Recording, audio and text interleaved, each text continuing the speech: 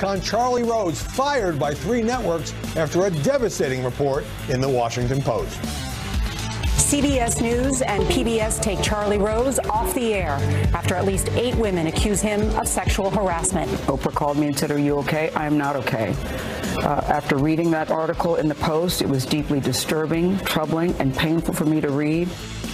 Rose apologizes for inappropriate behavior, but how did his misconduct stay secret for so long? This, as the New York Times suspends star White House correspondent Glenn Thrush over harassment allegations. And as Roy Moore accuser Lee Kaufman goes on NBC, President Trump defends the embattled Alabama Senate candidate and is denounced by many of the pundits.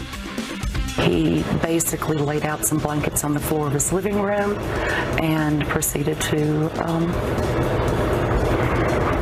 seduce me, I guess you would say.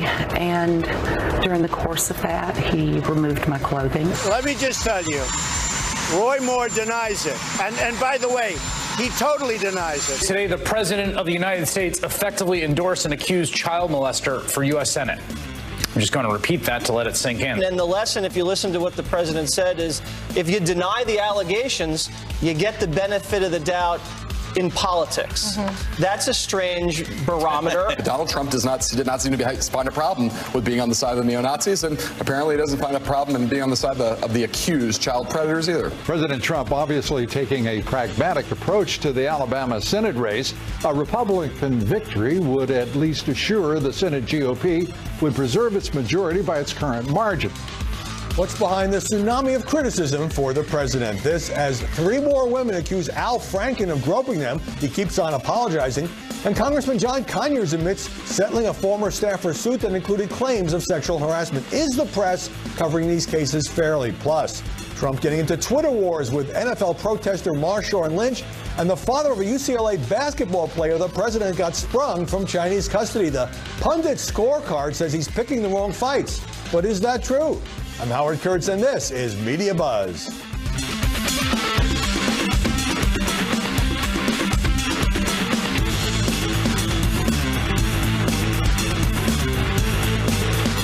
After President Trump's initial statement that Roy Moore should get out of the Alabama Senate race if the sexual misconduct allegations against him are true, he suddenly seemed to shift his stance. That was after Lee Kaufman, who first told the Washington Post that Moore sexually accosted her when she was 14, appeared on the Today Show and explained why she didn't speak out when Moore first got into politics. My children were small. I was a single parent. And when you're in that situation, you do everything you can to protect your own. So when the Washington Post sought me out, I didn't go looking for this. This fell in my lap. When the president took questions from reporters, he made clear he wanted the former judge in the Senate over Democrat Doug Jones. We don't need a liberal person in there, a Democrat. Jones. Is an accused child molester better than a Democrat? Is an accused well, he child denies molester it. better Look, than he a denies it. I mean, if you look at what is really going on and you look at all the things that have happened over the last 48 hours, he totally denies it. He says it didn't happen. And the New York tabloids reacting with these headlines, striking the same theme. Joining us now to analyze the coverage, Ellison Barber, Fox News correspondent here in Washington. Gail Trotter, political commentator who contributes to the Daily Caller and The Hill. And Juan Williams, co-host of The Five. Ellison, President Trump's comments, as we just saw, causing a huge media uproar because he was seen as essentially endorsing Roy Moore in the Alabama race. Does the White House push back on that? Well, it's a non-endorsement endorsement. Initially, you had the White House saying, as we heard earlier, saying that if these allegations are true, he should step down. And then they repeatedly said that President Trump wants the voters of Alabama to decide. He had noticeably not said anything about it until those comments on the South Lawn. And then you had the comments on the South Lawn. Then you had him tweet again today that it's better than a Pelosi or Schumer puppet. So, I mean, there's only so much they can push back at some point. The White House can say as much as they want that he wants the voters of Alabama to decide whatever, that if he thinks the allegations are true, then he should step down. And I believe they've also said that he considered the allegations troubling. It doesn't really matter when President Trump comes out and then says what he has said. I think we have to take his words more than anything from a press secretary. Gail, much of the media are portraying this as a dramatic shift for President Trump. And they say, well, if he's essentially siding with Roy Moore or attacking Moore's Democratic opponent, which is kind of the same thing. That shows he doesn't care about these sexual harassment allegations. Is that a leap the press is making? That is a leap, and just think about what you said. His previous position was that if the allegations were true, he should step down. And then when he spoke to the press this week, he said that he totally denied it. 40 years was a long time ago, and there have been multiple races where this hasn't come out. So I would say he's not changed his position. And when asked by the media specifically, was he going to go down to Alabama and campaign for Roy Moore, he said, I'll decide next week. So saying that he's taken a different position is an unfair characterization, and saying that he's full-throatedly endorsing Roy Moore is inconsistent as well with the facts. The press doesn't seem to be buying that argument. They're saying that in effect, and this is not everybody in journalism, but many say in effect, if he's saying the Democrat is terrible and you got to listen to Roy Moore's denials, he's kind of sending a signal.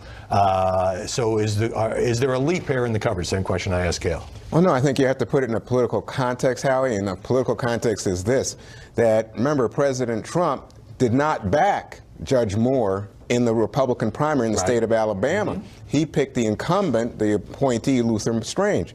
So what you get is a situation where then once Roy Moore won the seat, there was pressure on him. I think he felt somewhat, you know, hey, maybe I made the wrong call earlier. My base is with Judge Moore. The evangelical community is strong there. Is the press reading him right? Is the press interpreting what he's doing here with the signals? I don't think there's any question that Steve Bannon, who has been involved with this and is part of the push in the press, by the way, at Breitbart, to get people to look at Roy Moore differently, has also influenced President Trump.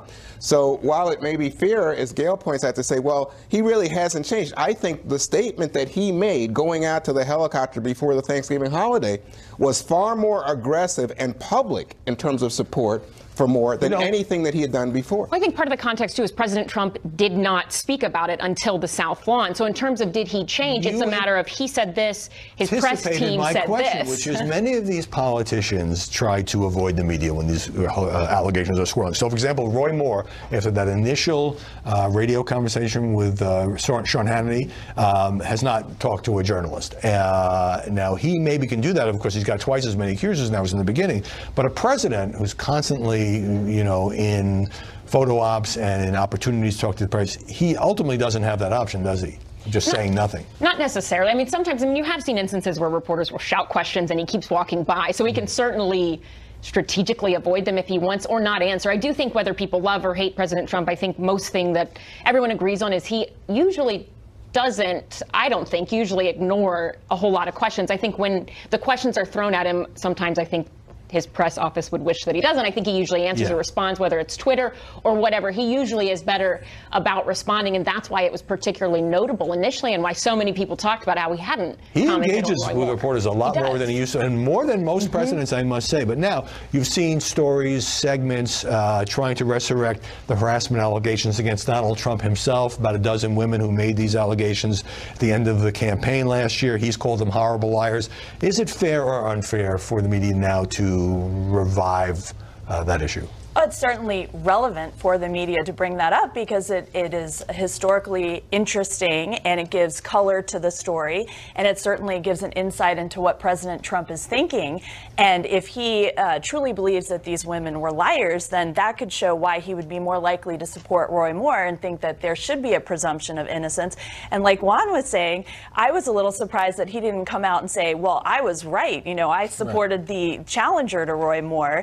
And like Carlson was saying, there's no filter on him, and so he has the ability to go out there and say that. So it was a little surprising that he didn't say, hey, I was right, you should have listened to me. I think what surprised me, too, to pick up on this point, is that he then opened the door to media criticism of his past and going back. Now, the argument would be that voters are different than a private employer. You mentioned some cases at the top of the show, Charlie Rose, Glenn Thrush, and others, where these are people who are in the public eye, but they really work for a private enterprise, a media organization. Right, there's no verdict by the voters. Correct. Right. But here, with President Trump, there was a verdict by the voters. And some people say, well, does that mean that they were a judge and jury with regard to the sexual harassment claims, or did they prefer him as president? I don't know if they were truly a judge and jury, but I think lots of people in President Trump's camp say that issue is dead because the voters I don't have say spoken. that. Some people misinterpreted what I said on the show last week. It was just noting that there was an election after these allegations. Ivanka Trump certainly has said she believes the women involved. The president is taking a different stance, and I guess, you know, that does lead logically to the question of, well, these women accuse you. You say that they're not telling the truth, and maybe he's skeptical of Roy Moore's accuser. Let me go a little broader here, because the spotlight now shifting to the Democrats. If I can just race through, you have 3 more accusers since last week saying that Senator Al Franken grabbed their butt in photo ops. We have one picture of one of the women saying this. We can put that up. Lindsay Menz. He's apologized again. He says he crossed the line, and the senator's going to talk to Minnesota reporters later today. 88-year-old John Conyers, Democrat, Dean of the House, actually, first reported by BuzzFeed, he secretly used $27,000 in taxpayers' money to settle a former staffer's suit that included allegations of sexual harassment, which he denies. In terms of the media coverage, is this all becoming a blur? Is it muddying the waters about who did what? I don't know if I would say blur or muddying. I guess it depends on how you think of blur. I think in terms of just the amount of information that's being thrown at a reader, maybe there is a lot to process and digest, and I feel like every day I'm trying to keep up with it. Right, and we do this for a living. Right. But also, are there important distinctions to be made about the level of conduct or harassment compared to people who've actually been accused of sexual assault or rape? Yeah, absolutely. And I think that the difference can be seen usually in the reporting, and I think that's a reporter's job, is to accurately portray sort of where this falls in, whether it is child molester, rape accusation or something else, but that doesn't mean it shouldn't be covered simply because there are other major. But let me just say another distinction to be made. In the Conyers case, the allegation, I think it's more than an allegation now, you could correct me if I'm wrong, was that he used taxpayer dollars, his office funds, to pie off or silence or hush money on this woman. This is just a couple of years ago, and it was done in secret. Now, if that's the case, that's different than what we're talking about. Other cases, I don't know about settlements, but the idea that you're using public funds, if that is an exception, it's not common practice on Capitol Hill, I think that is a problem, and that's why the Detroit Free Press in their editorial call for him to resign. Yeah, because there's a clear public interest here because of taxpayer money. But now you have this other case involving Republican Congressman Joe Barton of Texas. InfoWars posted a naked picture of the congressman that he had sent to a girlfriend, consensual relationship. And the Washington Post has a recording of Barton telling the woman he'd report her to the Capitol Police if she tries to expose him. But some people are saying Joe Barton is kind of a victim here of revenge porn. It's hard to see that he's a victim of anything besides his own stupidity.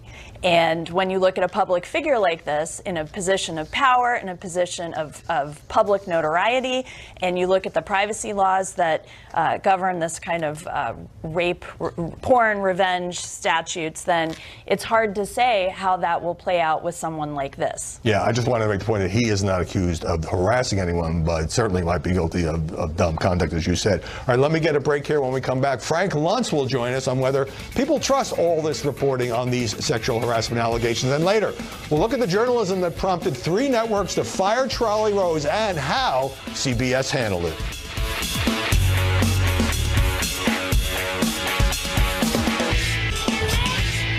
New controversy brewing over President Trump's latest attack on CNN. Joining us now is Frank Luntz, the veteran political analyst and Republican pollster. So, Frank, let me put this tweet from yesterday up on the screen. Fox News is much more important in the United States than CNN, says the president. But outside of the U.S., CNN International, still a major source of, parentheses, fake news, and they represent our nation to the world very poorly. The outside world does not see the truth from them. CNN responding, it's not CNN's job to represent the U.S. to the world. That's yours.